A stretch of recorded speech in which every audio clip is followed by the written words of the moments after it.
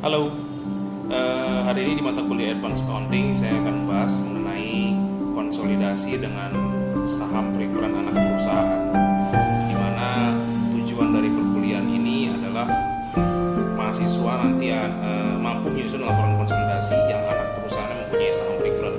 Lalu yang berikutnya, mahasiswa juga mampu menyusun laporan konsolidasi yang di dalamnya terdapat transaksi antar perusahaan dalam bentuk pembelian saham preferred anak oleh induknya.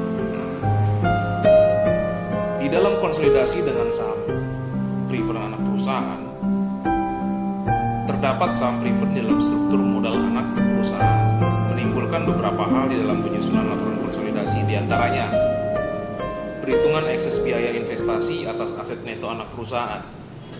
Lalu yang kedua, penentuan kepentingan non pengendali karena pemegang saham preferred juga termasuk ke dalam kelompok kepentingan non pengendali.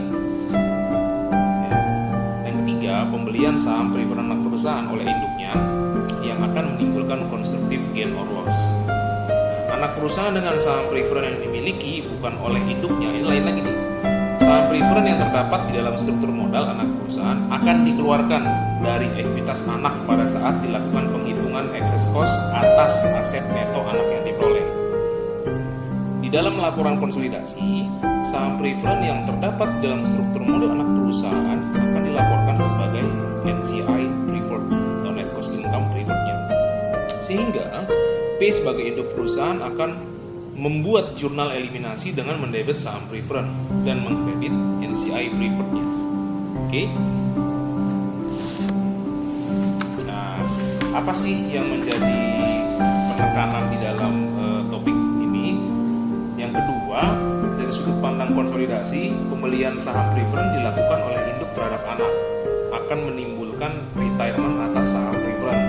Ya, pembelian saham tersebut dianggap retirement karena nilai bukunya tidak akan muncul di dalam laporan konsolidasi sebagai NCI.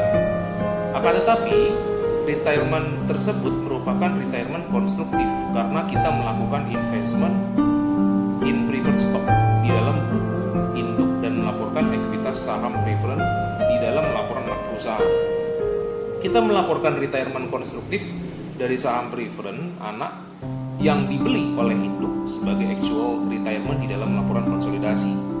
Artinya, kita mengeliminasi ekuitas dalam saham preferred dan investment in preferred stock S. Nah, S ini sebagai si anak tadi ya. Selisih yang timbul antara nilai tercatat saham preferred dengan harga pembeliannya dibebankan ke additional PIC, paid in capital. Bila akun ini tidak mencukupi, maka selisih dibebankan ke RA atau retained earning. Oke, nah apa yang menjadi topik kita hari ini? Ada 3 ya. Yang pertama, bila di dalam struktur modal anak perusahaan terdapat saham preferred yang tidak dimiliki oleh induk, maka untuk menghitung ekses biaya investasi atas aset neto anak perusahaan, saham preferred beserta dividennya yang terutang akan dikurangkan dari total ekuitas. Yang kedua, saham preferred anak perusahaan yang tidak dimiliki oleh induk dikelompokkan sebagai kepentingan non pengendali di dalam laporan keuangan konsolidasian. Yang ketiga, pembelian saham preferred anak perusahaan oleh induknya akan menimbulkan konstruktif gain or loss. Karena transaksi yang terjadi adalah transaksi pembelian saham, maka gain or loss ini dimasukkan ke dalam akun additional paid in capital. Oke, jangan lupa di like dan subscribe bagi yang belum. Terima kasih, selamat pagi, salam.